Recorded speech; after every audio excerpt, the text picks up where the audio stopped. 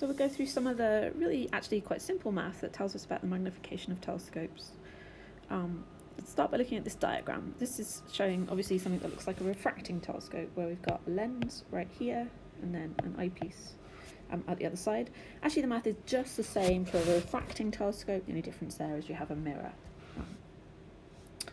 The first piece of terminology we need to remember is the aperture. That's simply the diameter of the main telescope, or the main lens or main mirror.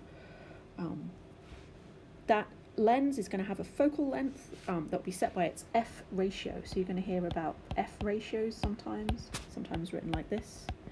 I've written F10 because, as it happens, both of the telescopes we have here at Haverford are F10 telescopes, both the 16-inch and the 12-inch.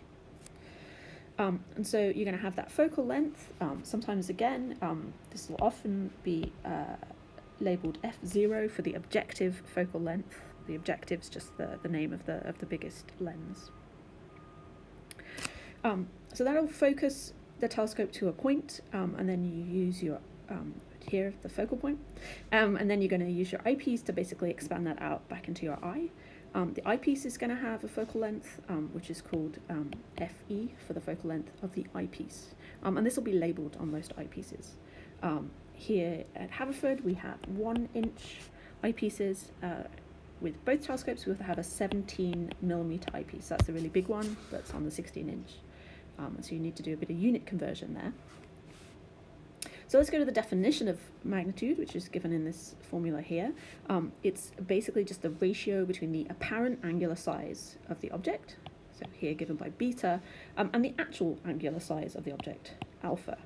So the definition of magnification is m equal to beta over alpha. And if you do some fairly simple trick, hopefully you can convince yourself that that's going to be exactly the same as the focal length of the main telescope, the objective focal length divided by the focal length of the eyepiece. So if you do some simple math here for the telescopes we have here at Haverford, our 16-inch telescope is an F10 telescope, which means its focal length is 160mm. By the way, that's 4 meters, or near enough. Our 12-inch telescope is also an F10, so it has a 120-inch focal length. It's roughly 3 meters.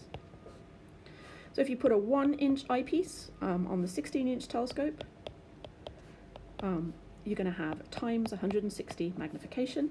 That same eyepiece on the 12-inch telescope would give you times 120 magnification.